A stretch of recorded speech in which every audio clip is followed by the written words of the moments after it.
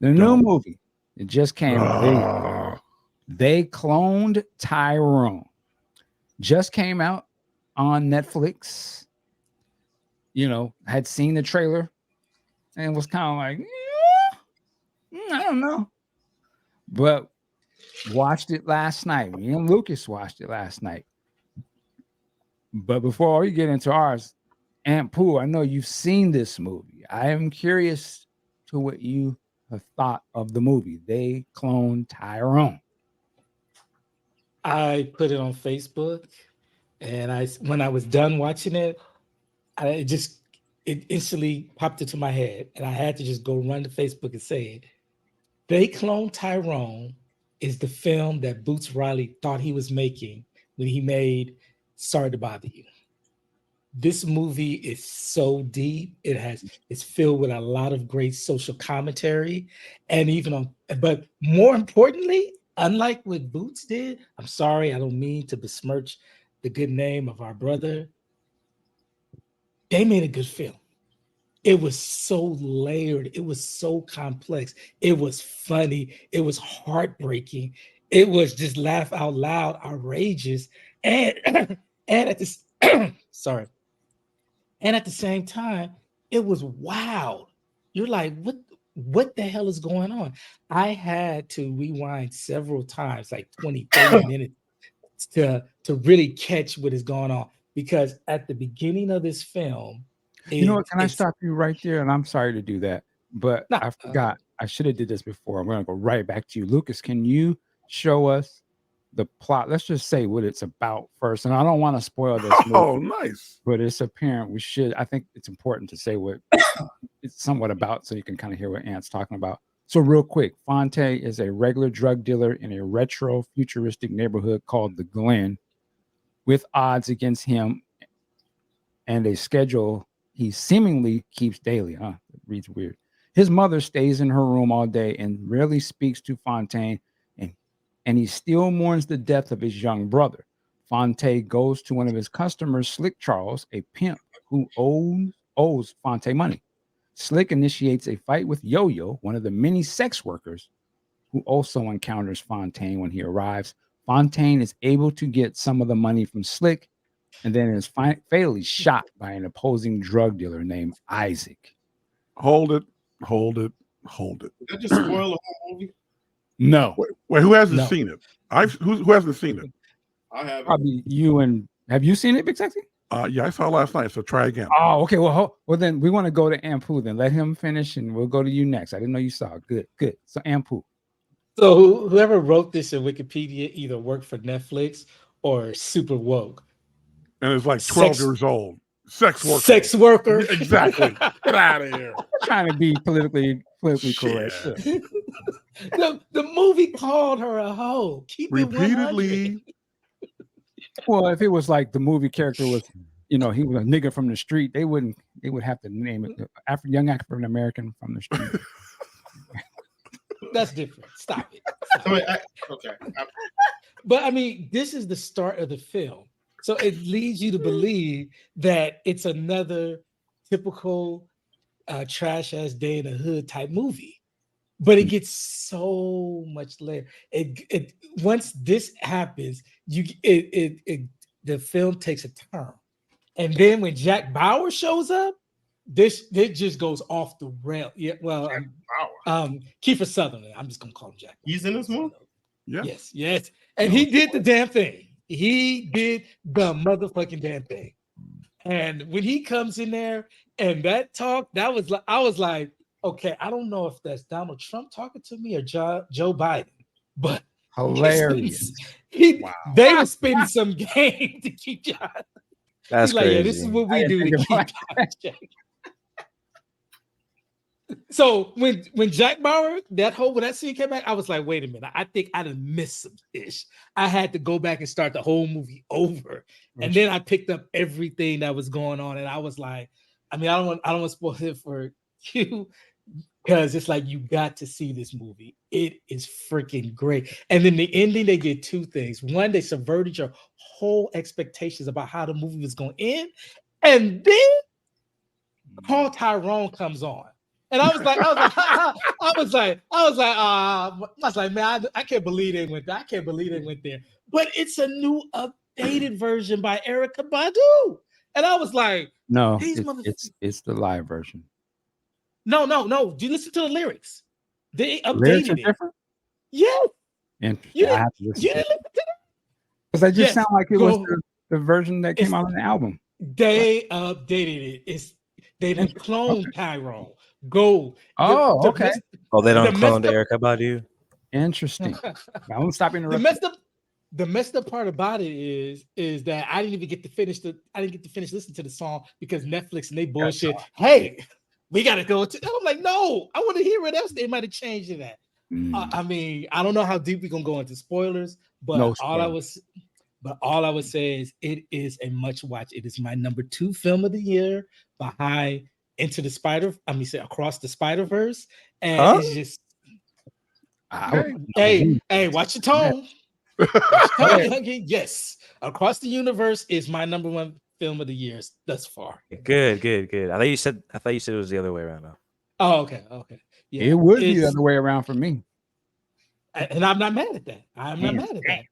You know, I just don't want to be a prisoner of the moment. Maybe I need to watch it again or let it all seep in. But this film was so great. And I think that's how you pronounce his name, Joel Taylor. Salute to that brother. He was the co-writer on Creed 2. He did the damn thing. Yes. So So he sat at the what do you call it? The elders tree of Sly Stallone and Ryan Coogler. So he soaked up some game and he came with it on here. Now there is another writer, Tony Rittenmeyer, white guy.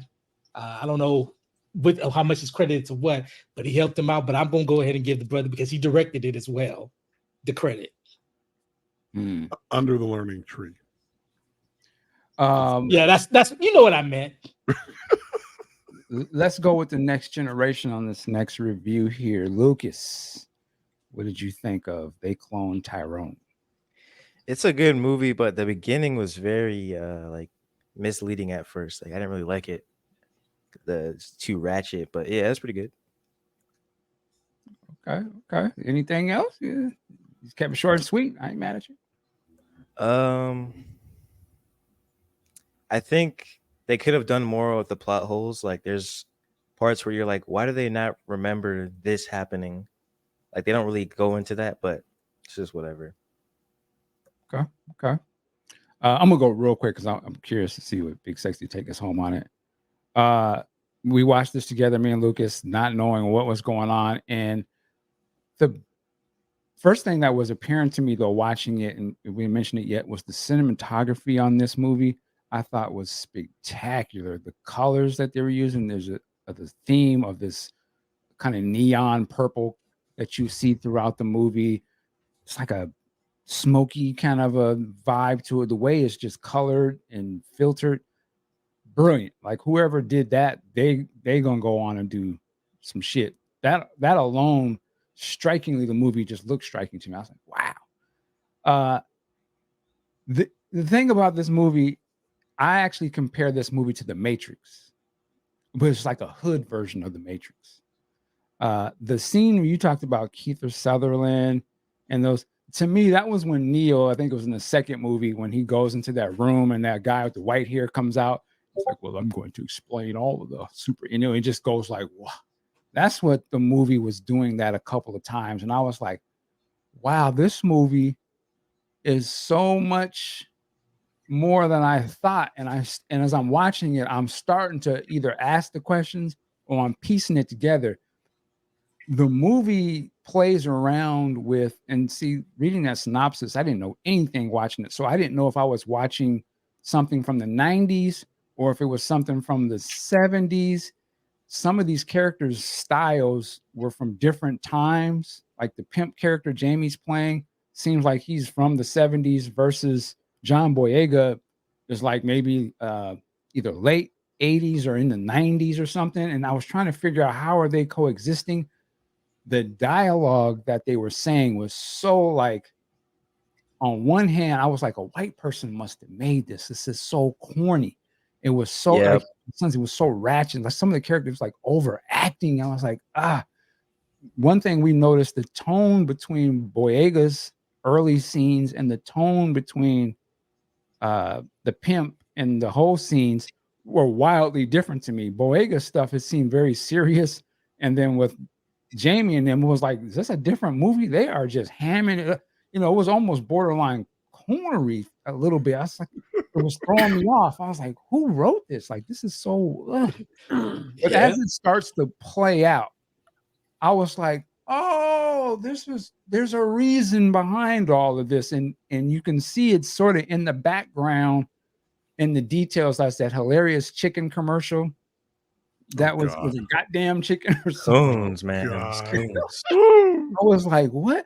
But And it the was so store many got little, drinks. yeah, there was so many little details, and even the music was part of the details. First it was very Atlanta music, and then it would jump into some 70. I was like, wow, but they were jumping with different times. Like there was a point where they were playing a very muted version of Albie Shure's Night and Day. And I was like, is that Night and Day? And I was like, well, how is that playing in this time? So you couldn't figure out what was going on. And even the street worker character, she was super ratchet, but when she was just blah, blah, blah, she would say buzzwords from now, like blockchain and different tech terms. I was like, how does that character know that? That makes no sense. But as you watch this movie, I feel it was expertly written and laden with, I mean, it was slapping you over the head with a message, but in a very slick way. And a very like, at first I was like, are they laughing at us or laughing with us?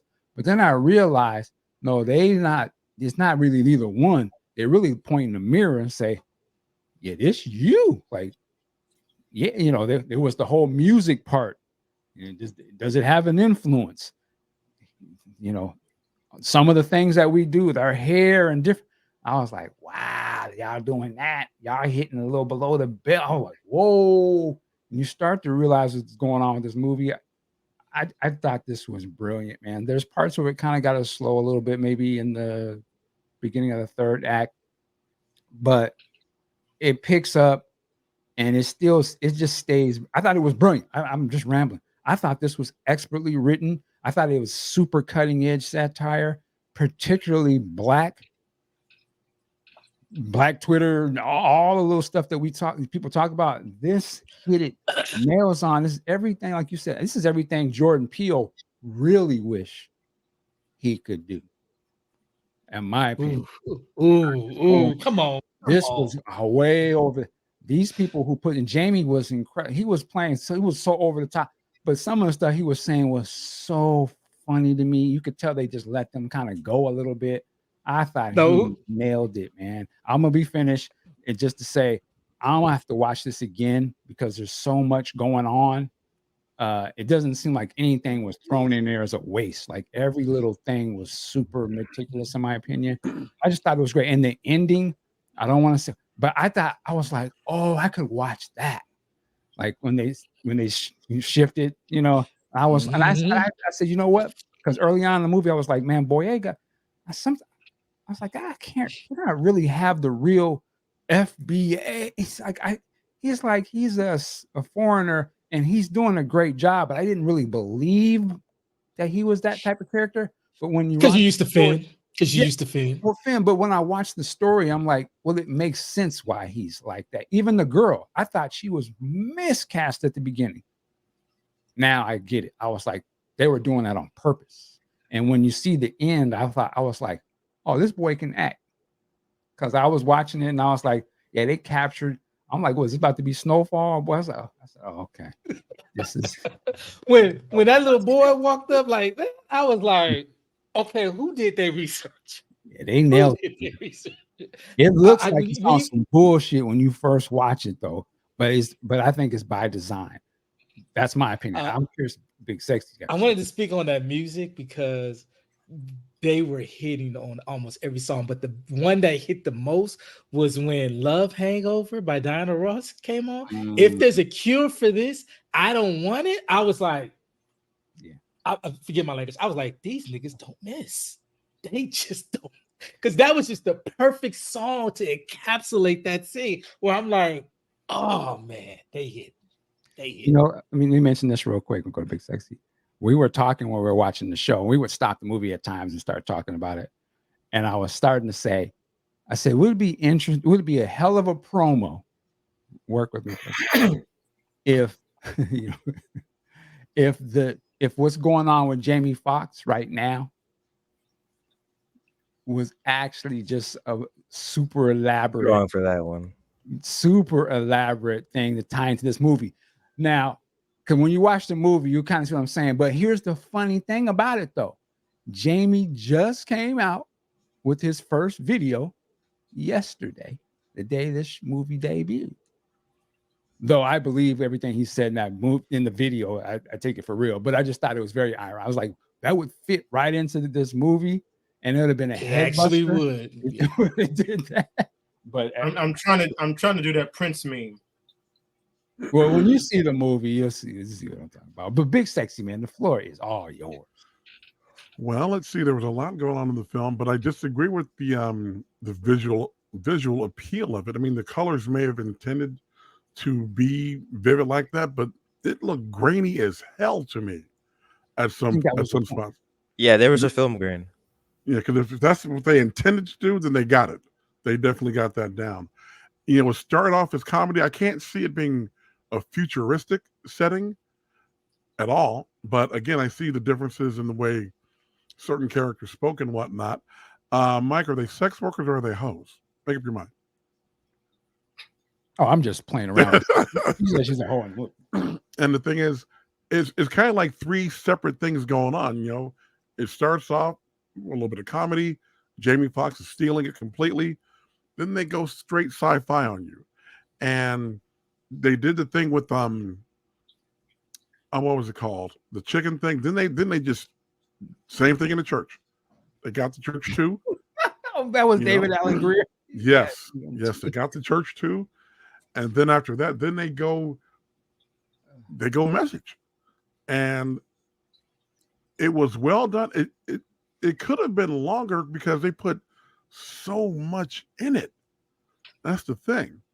You know, the writers and all that, they did a lot of it. And since Anthony brought it up, I can definitely see the nod to the Matrix with Kiefer Sutherland doing his thing.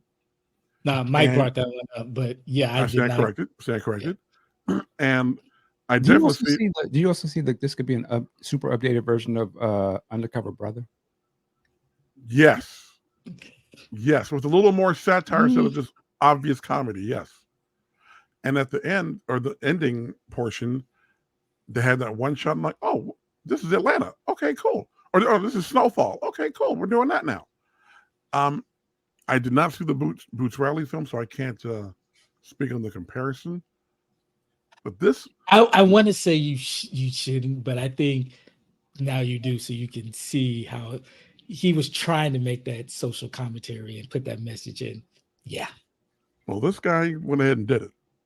You know, good, bad, or indifferent. He did it. He said what he needed to say, and it was well done. I kind of was expecting some bullshit, honestly, because I forgot it was coming out, and I only knew about it because Mike said something in Discord.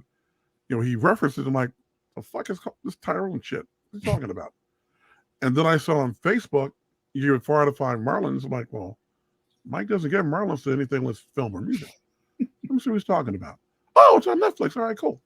And so we watched it last night. And again, you know, you were lulled in initially. And on the music front, yes, they did play Saturday Love by Sherelle in there too. I did hear that in the background. I gotta watch this just for the soundtrack.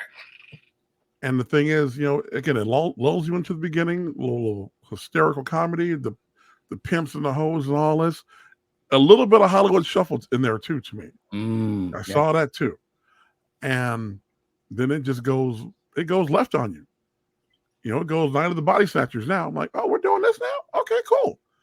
And there I can see, I agree with, and I can see watching it again because there is a lot in there to unpack. You know, because when you see it from the first like 20 minutes or so, oh, this is another hood movie, we're laughing up. Not quite. So I can recommend this film definitely. With me at the ending, when we got Tyrone, I thought they were saying that what we just watched just got erased again. But that's why I said that subverting, because I was thinking like, oh, you trying to tell me they did all that and it's right back. So salute to that. We're never going to hear that song all the way through. I never have. It plays also on your expectations of what you think it's supposed to be about. Because to me, I was like, well, is this? I think we first said, is this Groundhog Day? I think Yeah. when you're Yeah. first watching it, but then you're like, okay, well, that doesn't explain why that happened. Yeah. And then it's just like, I'm like, and you're trying. That's the thing. I was asking the questions. You stopped the movie, and then when I played it again, they answered it. I was like, shit. Okay, they ahead of me. I thought it was a very slick ass movie. Surprisingly slick. I actually thought this. Well, I guess it doesn't matter if it's in theater, but back in the day, this would have played in the theaters, and I think this would have been a big sort of like movie. Like, whoa. I disagree. I think it would have taken Yeah. time to gain momentum. A lot of word of mouth. Then it would have started to, I don't think it would have had a big spike. I think it would have been a long-term Well, investment. no, I'm not saying it would have been an immediate hit, but I'm just saying if it would have been in the movies, people would have been like, whoa, like The Matrix. Like I said, you didn't know what you were going to go see when The Matrix came out. You had your expectations it was going to be on some bullshit based off of Johnny Mnemonic, the previous Keanu cyberpunk movie. So you didn't know it was going to be a headbuster. To me, this was like, I thought this was going to be on some bullshit, and it was kind of a headbuster. I was like, whoa, this is like The Matrix. The trailer they show the chicken commercial, and I thought that was a movie. Like I thought that was entirely what it was about, but yeah, it's completely different. Just weird marketing. Johnny Mnemonic, another classically god awful film. I just god awful. But yeah, Q, you got to watch this movie, man. I think I don't know if you like it or not, but you can't sit here and say this was made on some bullshit. Like they put some thought into it. I loved Undercover Brother. So I just feel like it gotta be about pimps and hoes and shit. That's what I don't get. I don't get that. You have to watch a movie. You asked, and that's why we were watching. It was like, this is Conan. Like, what? It's funny, but it's like I don't. And again, I get why I would say this sounds like some white person. This is not funny to me. Like this. They use the coon stuff, like they use that, and then they say like they actually explain why they're acting like that, like in later on in the movie. It makes a lot of more like makes much more sense. But yeah. I actually will say I know I'm just speaking off the top. This might be one of the better movies I've seen on Netflix. Of the movies that they put out, I can't think of any other movies that I really, really loved from Netflix. You mean like an original Netflix production? Yeah. Mike, Train to Busan. Hello. That wasn't from Netflix. That's not Netflix. That's not Netflix production. They just showed. They just bought it. Yeah. They just bought the rights. Oh, okay. You mean produced by Netflix? Okay. Yeah. That's right. That's crazy how they put that out. What about Bird Box? That was cool. I didn't like it as good as this at all. Like I'm not blaming it. It was cool. Well, this was great. I mean, yeah, salute to John Boyega, Jamie Foxx. I'm sorry, what's the girl from Slave Play? I always be saying it. Tiana Parrish? Yeah. Marvels. At first, I hated her in this movie. I think me and Lucas was like, man, if she don't shut the hell up. But I give her props. Okay, Kiefer Sutherland. The brother that was from P Valley. He kind of plays the same P Valley is crap. Okay, that's some crap, man. It's ratchet as hell, but I don't watch it no more. But I liked it. Sounds disgusting. You don't even know what that is, son. Don't worry about it. Yeah, it is. You're not missing anything, Lucas. Very disgusting. Trust me. You're not missing Stay away anything. from that. They in them books. All right. Let's see. One last thing in this movie. Remember, you guys, there was the parts in the movie where there's certain characters were out there naked walking around. Yeah. You know what I thought would have been really super slick, and I was calling out the Erykah Badu song before they even. I was like, I wouldn't be surprised if they played this song in the movie. But during the part where those people were out naked, I thought they were going to pull the window seat video that Erykah Badu did. Remember when she's walking outside naked? Yeah. It almost looked like they was going to show, because the way they shot it, I was like, oh, they're about to show Erica walking with her ass out like these other guys, and maybe they'll play the song then or something. But that didn't happen. But yeah, this movie is incredible. Give them props, man. Totally surprised. All right.